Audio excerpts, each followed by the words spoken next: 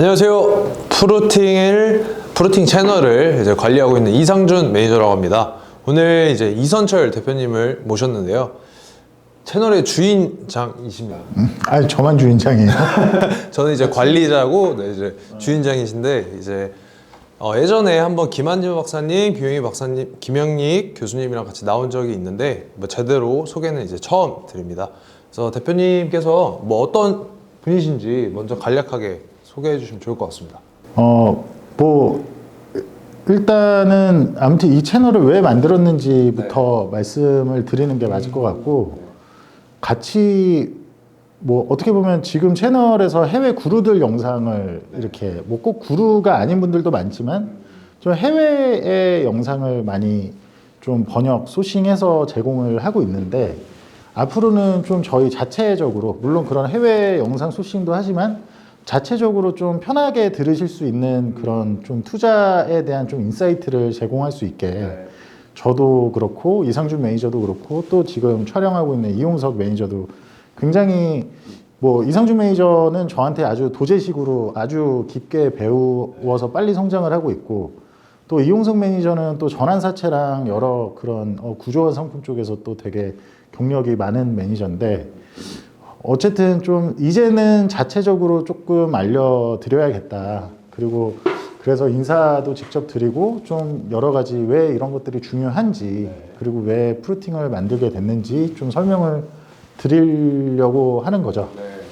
근데 한국에서 제가 뭐 일단 기본적으로 프루팅, 저희가 지금 운영하고 있는 웹사이트도 그렇고 어떻게 보면 그 플랫폼을 제일 먼저 만들었고, 그리고 이제 영상 이렇게 아무래도 그 홍보의 일환으로 이제 프루팅 유튜브도 채널도 운영을 하고 있는데, 제가 이런 게 필요하겠다라고 느낀 아주 중요한 이유는, 사실 한국 시장에도 뭐 예전부터 뭐 우리 과거부터 생각하면 불법 리딩방들, 뭐 그리고 사실 이희진 씨 그런 사건이 있은 지도 사실은 오래된 것 같지만 그렇게 오래되지 않았어요. 불과 그게 한 5년 전, 6년 전.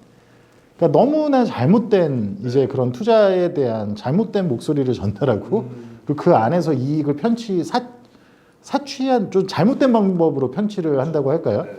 그런 문화가 너무 많았고, 다행히 이제 뭐 최근에는 3프로나 뭐 몇 가지 그래도 좀 그런 양성적인 채널들이 나오면서 예전보다는 훨씬 더 그런 투자에 대해서 개인들도 그렇고 기관 투자자들도 마찬가지고 좀 더 양성적인 정보를 접할 수 있는 곳들은 많이 늘어났는데, 또 사실 그럼에도 불구하고 문제는 그 뎁스, 그러니까 특히 지금 같은 상황에서는 굉장히 매크로의 이슈가 굉장히 중요한데, 그런 깊이라고 할까요? 그러니까 한국이 아직은 그런 그 투자 분석이나 이런 문화에 대해서 굉장히 좀 아직은 좀 후진국 투자 문화에서는 좀 특히 매크로적인 거시경제 측면에서는 좀 모자란 부분이 많다 보니까, 핵심이 지금 같은 시장은 다 매크로잖아요, 어떻게 보면.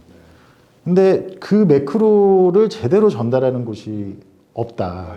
같은 현상이라 그래도 어떻게 해석하는 것이 옳고 그른지에 대한 아주 깊고 다양한 목소리가 있는데, 그 부분을 아주 한국은 특히 생각해 보시면 언론부터 생각을 할게요. 경제 언론이라고 한다면 그 언론들이 어디서 목소리를 따서 그 얘기를 전할까요?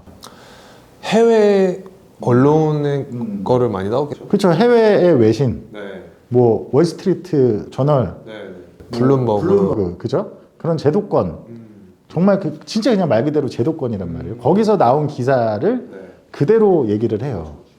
근데 그거를 보고 예를 들어 트레이딩을 한다, 투자를 한다. 근데 그게 그 기사라는 게, 자, 언론사 경제 뉴스의 언론이 과연 자기들이 직접 투자를 하는 사람일까요?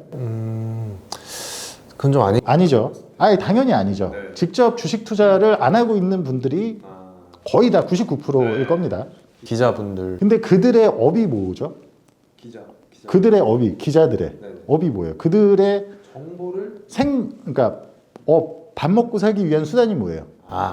이제 많은 사람이 이목을 끌어서 그날 아무튼 뉴스를 내야 돼요. 뭐 이목을 떠나서 그날 어떤 워딩을 내야 돼요. 그죠? 뭐라도 내야 된다. 뭐라도 내야 돼요. 그러면 그 전날에 시장이 왜 올랐고 어떤 종목이 왜 크게 빠졌고 그래서 왜 금리가 그 전날에 올랐고 내렸고 이런 거에 대한 어떤 식으로든지 의미를 부여를 해야 되는 게 그들의 업입니다.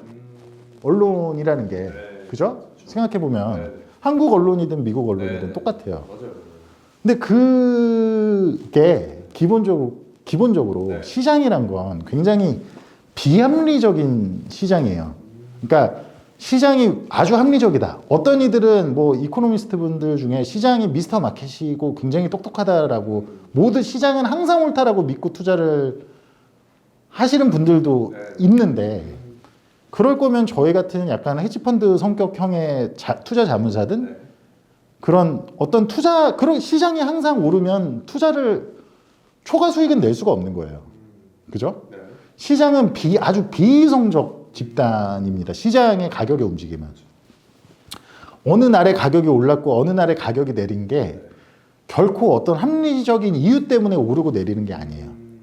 오히려 중요한 아주 핵심적인 아주 굵직한 장기적인 매크로 이슈들은 누구보다 딥하게 뎁스 있게 파악하고 누구보다 정확하게 그 틀에 대해서 인지를 하고 있어야 되지만 대부분의 최근에 이제 양성화됐다라고 하는 곳들도 언론사 아니면 그런 언론에 기반한 애널리스트 분석들 뭐 이런 그런 제도권적인 그냥 왜냐면 제도권 자체도 증권사나 이런 것들 자체도 그들의 비난할 게 못 돼요. 왜냐면 그들의 생업이니까.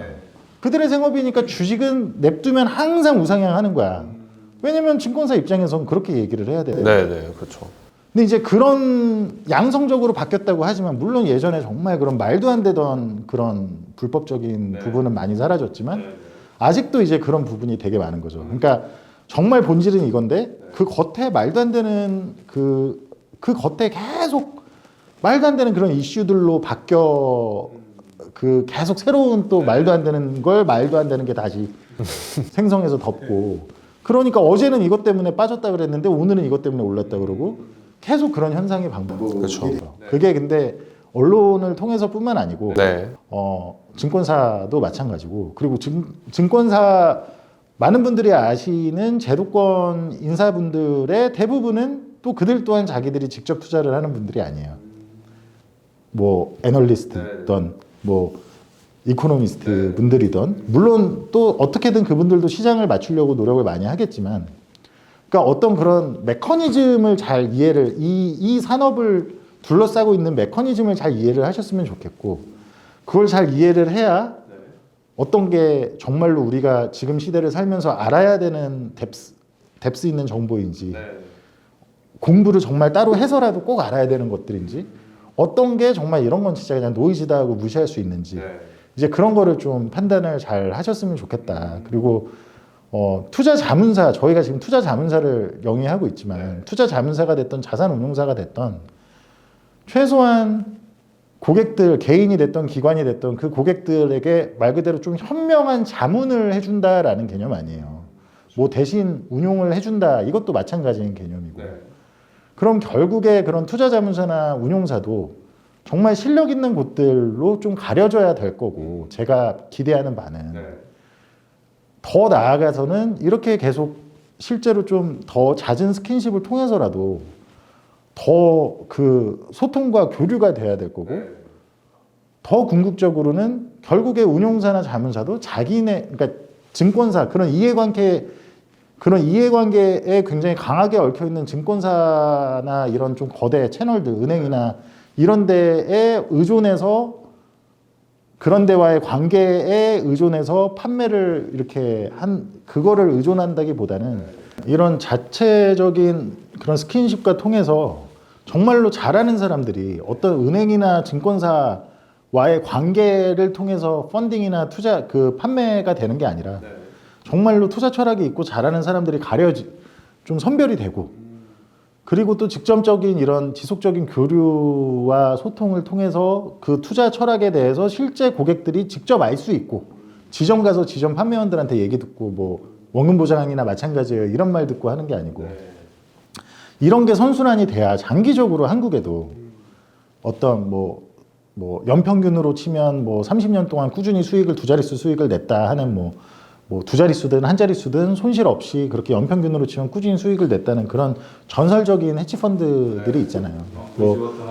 그렇죠. 예, 레이달리오 브릿지워터나 뭐 폴티러 존스가 하는 뭐 튜더 인베스트나 뭐 아니면 스탠리 드렁크밀러 같은 그런 분들 뭐 버크셔 뭐 말할 것도 없고요.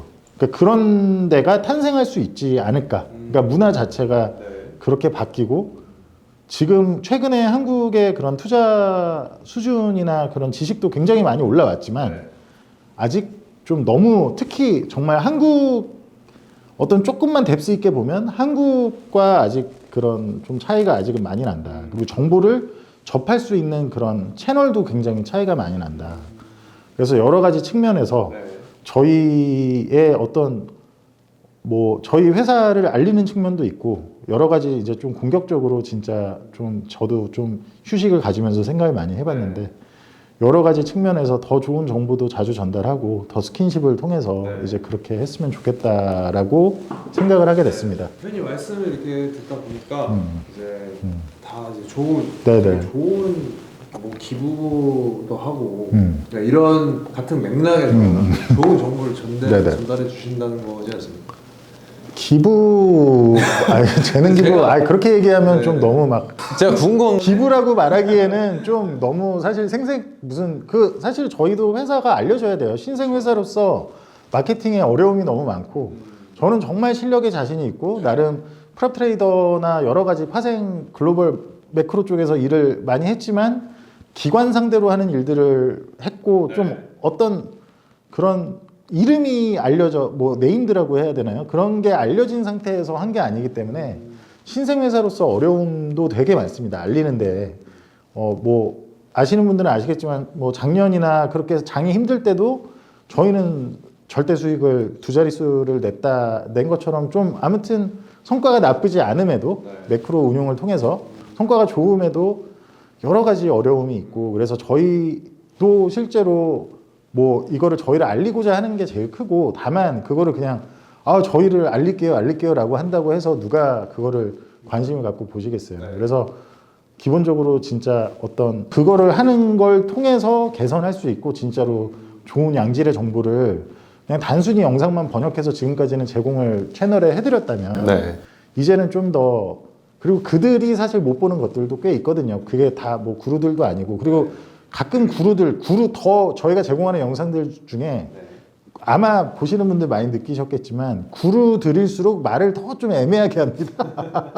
그러니까 이해가 어렵게 이게 사실 일반적인 특히 한국의 펀드 매니저라고 하면 더 이해가 한국의 펀드 매니저들도 왜냐하면 매크로 기반이 아니기 때문에 그들도 이해를 하기가 어려워요. 정말 매크로에 대한 일을 하던 그걸 진짜 투자랑 연결해서 하던 사람이 그럼 진짜 애매하게 이게 그렇지 좋은 얘기네 약간 이렇게 느낄 수는 있으나 그게 진짜 사실 투자에까지 연결이 되려면 그리고 이 사람이 진짜로 뭘 어떻게 하라는 거지 이런 부분이 굉장히 좀 애매할 수 있거든요. 그래서 그런 부분에 대해서 제가 지금까지로는 사실 영상보다는 글로 많이 했고 앞으로도 글을 저희 프루팅 들어오시면 오히려 뎁스 있고 깊이 있는 글들을 무료로 거의 다 무료로 보실 수 있는데 그거에 더해서 거기 지금까지는 글에만 집중을 하거나 좀 직접적인 운용에만 집중을 했다면 앞으로는 좀 짧은 시간이라도 영상으로 좀 쉽게 이런 얘기를 하는 시간도 자주 가지려고 한다 정도로 이해를 하시면 될 것 같습니다. 이제 시청자분들이 진짜 되게 궁금해하실 것 같은 게 하나가 도대체 이제 매크로 투자가 뭐냐. 매크로 투자. 이제 매크로 하시는데 매크로에 대해서 사실 이렇게 들어본 분들이 많이 없을 것 같아요. 일단 저는 매크로가 거시경제인 것도 잘 몰랐었어요. 아니 전환사채 전문가가 아무리 그래도 그러지. 그러니까 제가 말씀을 드릴게요. 지금 말씀하신 이용석 매니저도 진짜 전환사채나 여러 가지 그런 구조화 상품 많은 분들이 알고 있는 그렇게 좀 보통 홍보할 때는 밑이 막혀 있고 위는 그렇게 홍보하는 상품들 사실은 한국에 거의 대부분 그래서 사모펀드들이 많이 하는 사실은 근데 까놓고 보면 정말 문제가 굉장히 큰 그러니까 실제로 밑이 뚫려 있고 위가 밑이 뚫려 있고 위가 막혀 있지만 반대로 홍보가 되는 이제 그런 쪽에서 오래 있었는데 그런 쪽에 오래 있어도 그 뭐 부동산 펀드를 하시던 분들이든 다 마찬가지예요.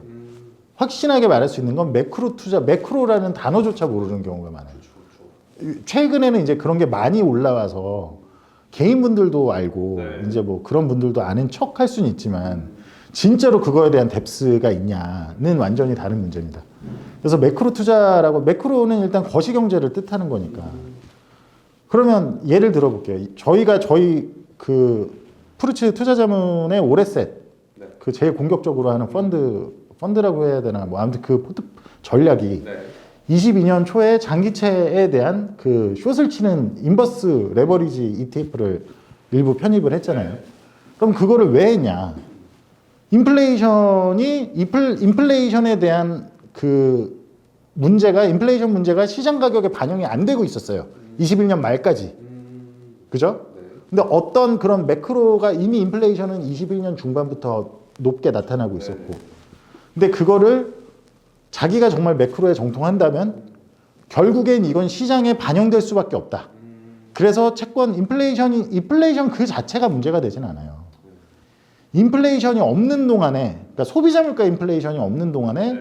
유동성이 많이 풀리면 자산 가격 인플레이션만 나타나고 소비자 물가 인플레이션은 안 나타나고 있었는데, 그렇게 해서 이미 모든 자산, 기본적인 투자 자산이 버블의 단계까지 온 상태에서 소비자 물가 인플레이션이 나타났기 때문에 그게 시장 금리를 건드리고, 시장 금리를 그래서 채권 숏을 했다 그랬죠. 시장 금리를 건드리면 다시 그게 주식 자산 PER이나 멀티플에 영향을 끼치기 때문에 문제가 되는 거죠. 인플레이션은.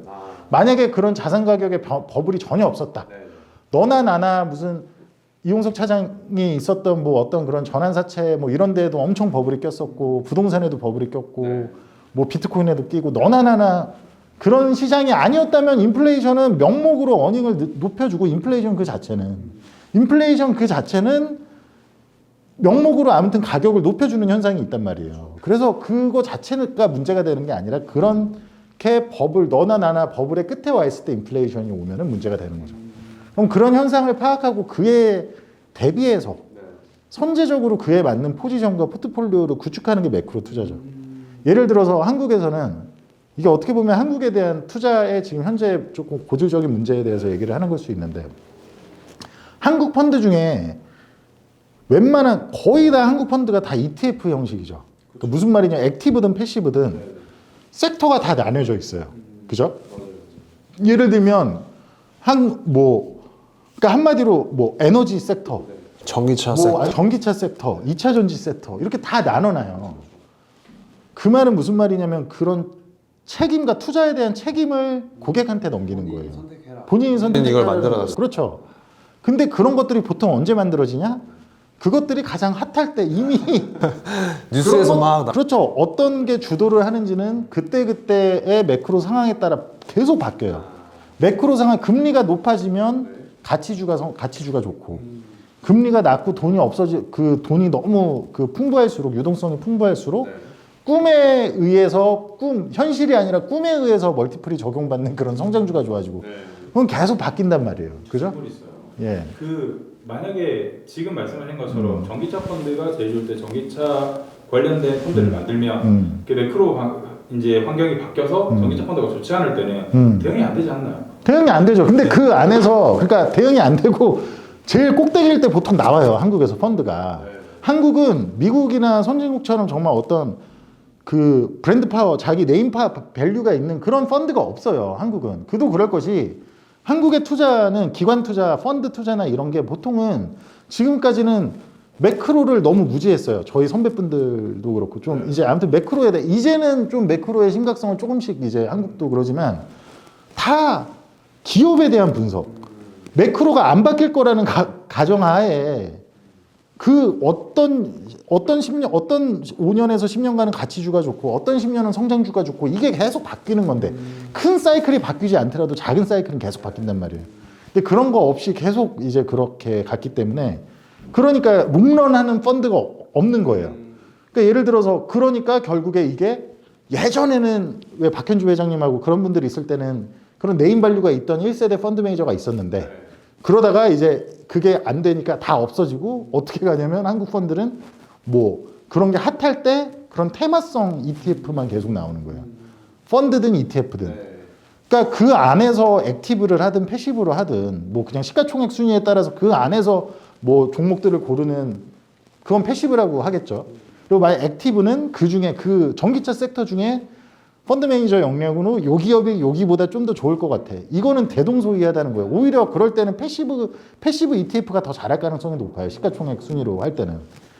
그러니까 그렇게 핫할 때 만들어서 팔면 그때 또 다 들어왔다가 그러니까 그만큼 개인 투자자들이 다 불신이 생기고 이해가 없어지는 이유는 불신이 생기고 이거를 점점 더 간접 투자에 대한 불신이 생기고 안 하려고 하는 이유는 결국에는 그렇게 다 개인들보다 못한 개인들이 공부해서 했을 때보다 못한 그런 구조로 펀드가 만들어지고 소비가 돼버리고 그러다가 이제 그런 섹터가 핫한 게 없어져서 매크로가 바뀌면서 이제 쭉 내려가면 그런 펀드 한 수십 50개 막 60개 모아가지고 운용이라고 하는 게 운용이 아니죠. 그냥 땡처리 관리 같은 거를 막내 직원한테 그냥 알아서 그냥 그러니까 운용을 하라는 게 아니라 그냥 명목만 남겨놨다가 이제 나중에 없어지죠. 그러니까 그런 문화가 지금 저는 바뀌어가는 아주 초기라고 생각하고 분명히 한국은 뭐 제가 너무 잘한다 저는 이런 얘기가 아니라 최소한 어쨌든 매크로가 그 정도로 중요한 거다. 무슨 그게 아니라 뭐 매크로를 글로만 공부하고 매크로를 통해서 투자를 안 해본 분들은 심지어 이코노미스트 분들도 뭐 매크로는 어느 정도만 아셔도 되고 뭐 기업 공부하세요 뭐 이런 분들도 있지만 어떤 특정 시기 동안은 또 기업 공부가 더 중요할 수도 있죠.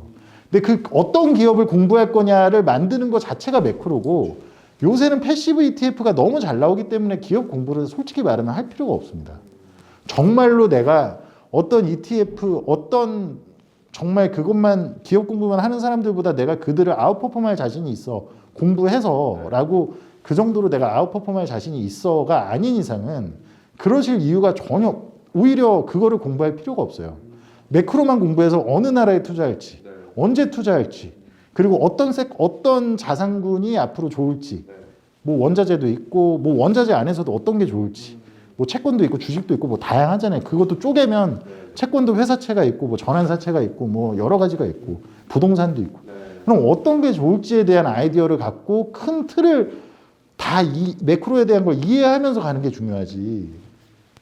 정말로 매크로 투자를 진짜로 근접하게 해본 사람이 갖는 뷰와 그거는 완전히 다르다라는 거를 말씀드리고 싶고 저희의 미래 고객이 되시든 아니면 그게 아니라 저희를 그냥 저희가 나눠드리는 저희가 얘기하는 이런 것들을 참고하여 투자 판단하실 때 좀 참고를 하시든 저희 말이 무조건 다 맞을 거라는 게 절대 아니고요.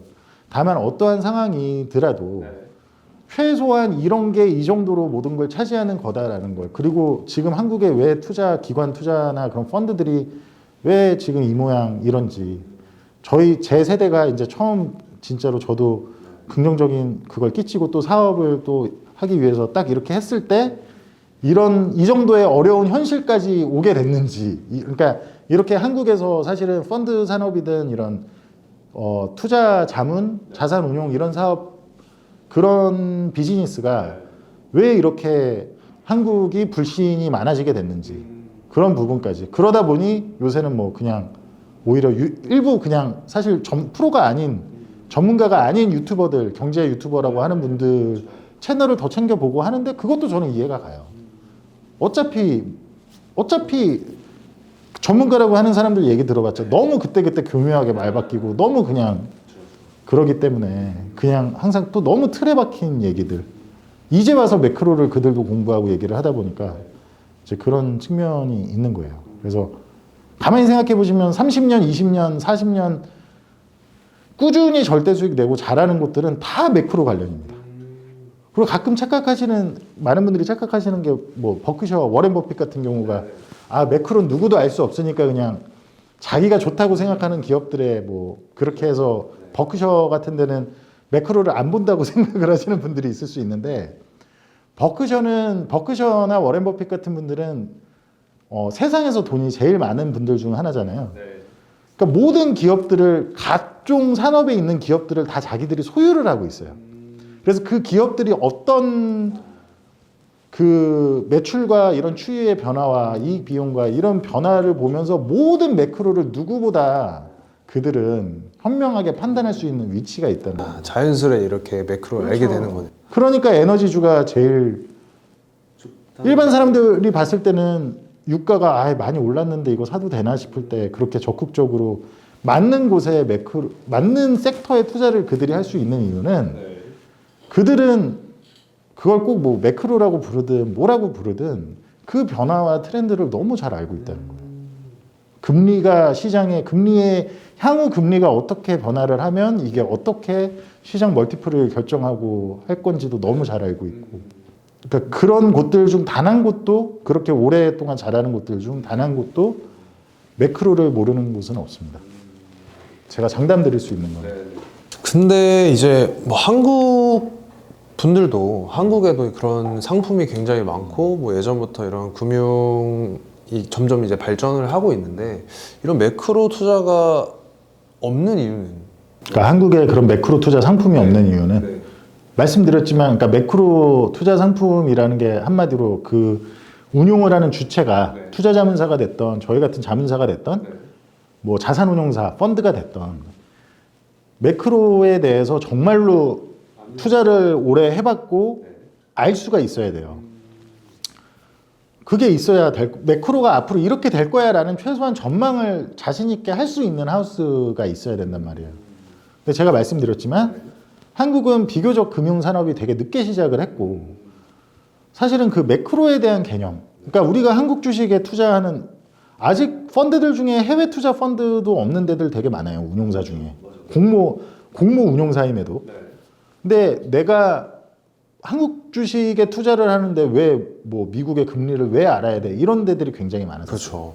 그리고 또 하나는 한국은 그 딱 증권사든 어디든 들어가면 자기 좀 밥벌이 문화가 강하기 때문에 내 밥그릇은 내 밥그릇이니까 뺐지만 이게 강하기 때문에 주식이 됐던 채권이 됐던 뭐가 됐던 그럼 주식 부서예요. 그럼 주식 부서 안에서는 브로커리지 부서 따로 있고 운용 부서 따로 있고 그것도 한국 주식 브로커리지 뭐 해외 주식 브로커리지 따로 있고 뭐 그리고 그 브로커리지 안에서도 기관 브로커리지 리테일 브로커리지 따로 있고 서로 그거에 대해서 너네 뭐 하는 데야? 이렇게 질문하는 것조차도 선배들이 막 야 네가 그거 알아서 뭐하게 하고 야시 주죠. 구시 주고 뭐 하다못해 운용은 더 심해요. 더 나뉘어져 있어요. 부동산 운용. 부동산 운용을 정말 잘하려면 제가 부동산 운용에서 시작을 했지만 정말 잘하려면 매크로가 앞으로 금리가 어떻게 변할 거고 앞으로 우리가 살게 될 부동산은 심지어 단기 투자가 아니니까 최소한 투자 텀이 몇 년 이상이 걸리는 텀이기 때문에 어떤 앞으로 매크로 상황이 어떻게 변할 건지에 대해 장기적으로 분명히 그거에 대한 이해가 깊게 있어야 돼요. 유동성이 앞으로 풀릴 상황인지 뭐 아니면 금리가 어떻게 변할 상황. 제가 말하는 건 기준금리 말고 시장금리 얘기하는 거예요. 부동산은 무조건 기준금리가 아니라 채권금리, 그러니까 장기시장금리에 따라서 금리, 그 조달금리가 정해지기 때문에. 근데 그런 거에 대한 이해가 전혀 없고 부동산 펀드라고 제가 실제 그쪽 출신이고 하기 때문에 부동산 처음 시작을 거기서 했기 때문에 부동산 펀드라고 하는 거는 그냥 야 물이 들어올 때 물 들어올 때 돈이 어쨌든 점점 왜 들어오는지도 몰라요. 그 당사자들은. 근데 실제로 그때 당시가 뭐 2000년 뭐 중반 후반 뭐 이제 그쯤에 2007년 6년 점점 이제 2008년 리먼 있고 나서도 쭉 부동산이 계속 지금까지 성장을 해왔단 말이에요. 왜냐하면 갈 곳 없는 유동성이 왜? 미국이 양적 완화 통해서 계속 장기물 금리를 계속 낮췄잖아요. 인위적으로. 자기네들이 돈을 찍은 돈으로 계속 자기네 국채를 바이백 해가지고 사가지고 떨어질 수 없게 만드니까 점점 국채 금리가 내려간다는 건 주식에서 기대할 수 있는 수익률, 채권에서 기대할 수 있는 왜냐하면 국채 금리가 채권 수익률이니까를 다 같이 낮추는 거죠. 점점 채권에 투자해도 채권이 모든 투자의 중심인데 채권에 투자해도 금리 내가 기대할 수 있는 수익이 점점 낮아져요. 계속 중앙은행이 양적 완화를 해서 사들이니까 채권 가격은 점점 올라가고 이때 시작할 때 산 사람들이야 좋죠. 계속 올라가니까. 근데 이쯤에도 계속 누군가는 시작을 해야 돼요. 근데 점점 이미 금리가 역사적으로 겪어본 적 없을 만큼 낮아요. 주식 해봤자 이미 너무 버블인 것 같아요. 주식도 이미 뭐 배당 수익률이나 이익 수익률 기준으로 너무 기대할 수 있는 게 낮아진 거예요. 양적 완화가 지속되다 보니까. 그러니까 갈 곳 없는 유동성이 어디로 몰려요? 그거보단 조금 더 준다는 뭐 1% 더 준다, 2%더 준다 그런 부동산에 몰려서 지금도 아주 많은 기관 자금들이 부동산 사모펀드나 그렇게 출구가 없는 곳에 굉장히 많이 묶여 있습니다. 지금도. 개인들 자금뿐만 아니라 기관 자금도 굉장히 연기금부터 해서 굉장히 많아요. 그러니까 이런 것들이 사실은 제가 계속 경고해왔고 그리고 앞으로도 어느 정도 인플레이션이 장기화될 걸로 보는 미래에서는 인플레이션이란 결국 돈의 가치를 움직이게 하기 이제는 많은 분들이 알아들으시겠지만 예전보다는 그러니까 금리를 시장 금리를 움직이게 되는 거고 그건 또 멀리 있는 시장 금리를 움직이기 이게 지속이 된다면 장기 금리를 건들기 때문에 그렇게 됐을 때 실제 아직 터지지 않았지만 터질 것들이 굉장히 많이 있죠. 그래서 그런 부분들도 인지를 하셔야 되고 그럼 그런 상황이면 근데 그런 상황에서 인플레이션은 계속 연에 뭐 5%만 발생한다고 쳐봐요. 그게 누적으로 복리로 연으로 계속 지나간다면 그게 도대체 10년만 있어도 원금 다 까먹는 거나 마찬가지일 체감적으로 했을 때 그런 상황에서 투자를 안 하고 현금으로 질 거냐? 그거는 아주 다른 얘기예요. 정말 전형적인 2008년 같이 그런 유동성이 부족한 위기 아니면 대공황 같이 그런 위기라면 그거는 현금을 쥐고 있는 게 맞는데 인플레이션 봐봐요. 지금 작년만 해도 제가 계속 경고했는데 23년 말까지는 이어질 거다.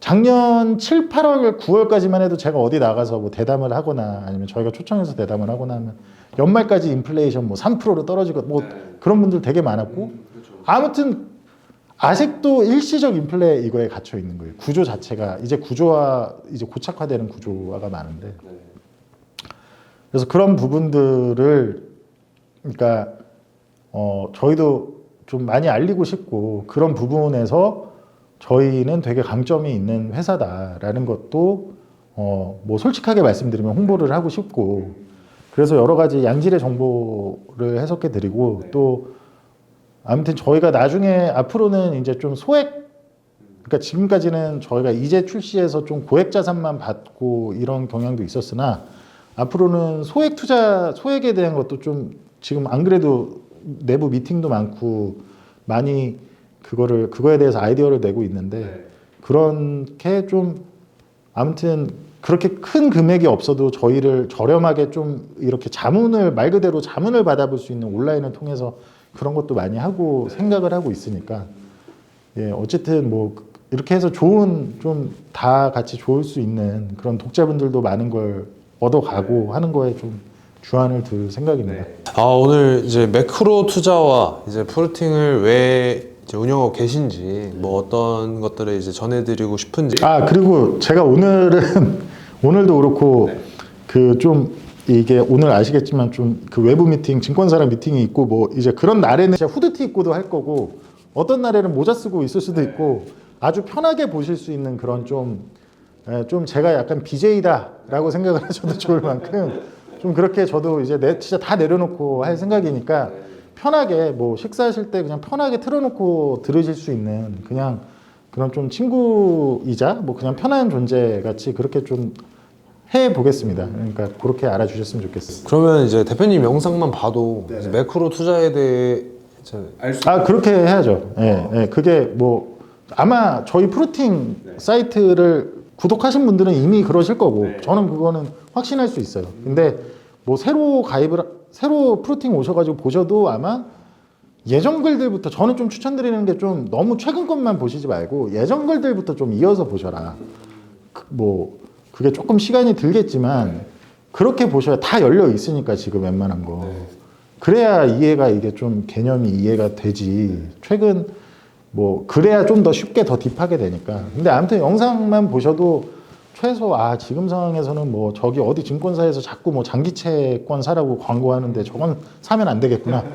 예를 들면 브라질 채권 뭐 타 모모 증권사들에서 제일 많이 팔았을 때가 2011년 막 이럴 때라고요. 브라질 환율이 역사상 꼭지였을 때. 그러니까 보통 그럴 때 출시가 돼요. 브라질 채권 이자 좋습니다 뭐 하면서 그때 엄청 팔았단 말이에요. 근데 그때 사신 분들이 아직도 원금 회복이 안 되고 마이너스 막 50% 70%. 왜냐면 환율이 이자 받으면 뭐예요? 이자 연에 7%씩 받으면 뭐예요? 8%씩. 환율이 뭐 이게 거의 달 날아가는 환율이니까 그러니까 환율이 뭐 반 이상으로 떨어지셨으니까. 그러니까 그런 변화가에 대한 그런 거를 그때 근데 사신 분들 중 대부분이 앞으로 환율이 이렇게 떨어질 환율이 뭐 이런 채권의 가격을 정하는 거는 아예 그런 인지조차 없으셨던 분들이라고요. 대부분은. 그죠? 그러니까 그런 어쨌든 좀 한번 사실은 매크로만 조금만 대략만 파악해도 부동산은 언제쯤 사야겠구나. 내 집 한 채를 사더라도 이건 제가 예전부터 하던 얘기인데 집 한 채를 사더라도 언제쯤 사야겠구나. 뭐 이런 거를 아셔야 된다고 생각을 해요. 진짜 주식 투자뿐만 아니라 정말 부동산을 투자하더라도 뭐 채권만을 투자하더라도 심지어 뭐 예금을 하더라도 이 매크로를 알고 모르고가 좀 당연하죠. 결정하는 것 같아서 최근에 이제 부동산도 많이 떨어졌는데 뭐 이거 관련해서도 이제 대표님이 부동산 잘 알고 계시니까 시간에 따라 제가 뭐 어디 지역이 뭐 어떻고 뭐 이런 그건 아니지만 매크로 부동산과 연관된 매크로는 제가 아마 누구보다 제일 잘할 거라고 말씀드리고 뭐 을왕이 좋고 뭐 어떻게 좋고 이런 건 모릅니다. 그런 것도 아시죠? 제가 사실은 한국 부동산이 안 좋을 거라고 요새 보니까 미래에셋증권 이광수 의원님이 이제 폭락 맞췄다 뭐 해서 자주 나오시던데 사실은 진짜 오리지널은 저죠. 제가 안 알려줘서 그렇지 사실은 부동산이 왜 이렇기 때문에 이런 경로로 빠질 거다라는 거를 그렇지 않나요? 2년 전부터 말씀하셨 2년도 아무튼 그쵸. 아무튼 아주 이런 시장 금리, 장기 금리로 인해서 이제 근데 아무튼 그런 부분을는 제가 누구보다 물론 제가 뭐 그런 부동산 전문가다 하시는 분들처럼 어떤 지역은 이렇고 뭐 수급이 어떻고 뭐 이런 틀이 아니라 근데 부동산은 수급이고 자시고 다 그것도 매크로로 결정이 됩니다. 그래서 아무튼 재밌게 편하게 그렇게 해보려고 편하게 보실 수 있게 하겠습니다. 끝내시기 전에 한 가지만 네네네.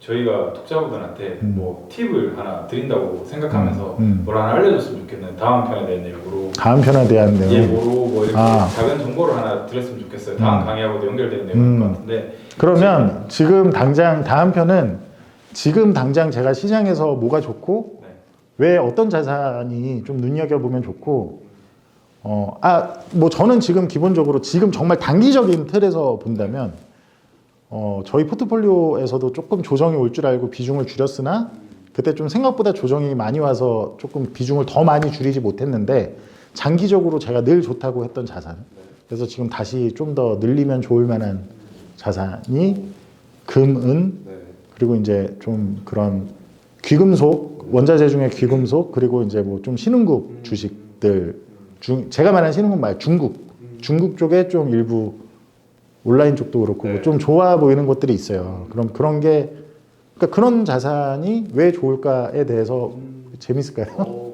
완전 재밌어요. 네, 그거에 대해서 그러니까 많은 분들이 좀 원자재에 대해서 저희 프루팅 독자분들은 잘 아시는데 잘 조금 모르시는 부분도 있고 그럼 왜 또 단기적인 거는 어떤 시그널이나 뭐 가격적인 그런 좀 그것도 포함이 되는 건데 왜 지금이 많이 조정이 돼서 처음에 작년 10월 바닥에 진입 못하신 분들이 왜 들어오시면 나쁘지 않을까라고 제가 생각을 하는지 그런 부분을 좀 거기까지 얘기했어요. 그렇게 다음 네네 독자들 알겠습니다. 네. 근데 뭐 오늘 아무튼 저는 BJ 리로 BJ 선철 BJ 선으로 하죠. 태양 제가 미국에서 그 유학파 출신인데 미국에서 유학할 때 제 이름이 선이었어요. 선철인데 SUN CHUL 근데 CHUL은 발음하기 어렵다 그래서 선리 그랬거든요. 저는 BJ 선으로 알겠습니다. 저도 이름 하나 지어주시죠. 상준 씨는 저기 로봇 BJ 로봇 상준 씨가 로봇 그 장교 출신이에요. 그래서 제가 로봇 같은 측면이 있어서 근데 아무튼 BJ 네, 좀 몸에 힘 좀 풀고 하려고 합니다. 그렇게 해가지고 아무튼 그럼 BJ 봇 마음에 안 들지만 네 해보겠습니다. 네, 하여튼 이제 뭐 주식뿐만 아니라 다양한 거랑 여러 현상에 대해서 좀 설명을 드릴게요. 재밌게 보실 수 있게 편하게. 뭐 증권사의 이런 문제나 뭐 이런 것들도 나중에 한번 네네. 그리고 또 이쪽 진로를 원하시는 분들이 정말로 참 저는 이런 걸 좀 내가 취직하기 전에 알았으면 너무 좋았겠다라고 싶은 것들이 있었는데 물어볼 것도 없었고 아는 분들도 없었어요. 그러니까 좀 이런 부선 뭐 하는데 이런 부선 뭐 하는데 그건 정말로 뭘 하고 싶으면 이런 데로 가는 게 좋고 뭘 하고 싶으면 이게 좋고 이런 것도 있어야 되는데 뭐 그런 분들도 좀 참고하실 만한 아무튼 뭐 다양하게 재밌게 해보겠습니다. 네, 알겠습니다. 자, 오늘 이렇게 이제 소개 여기서 마무리 드리고 이제 다음 영상에서 또 금방 찾아뵙겠습니다. 알겠습니다. 네, 네, 감사합니다. 감사합니다. 보시겠습니다.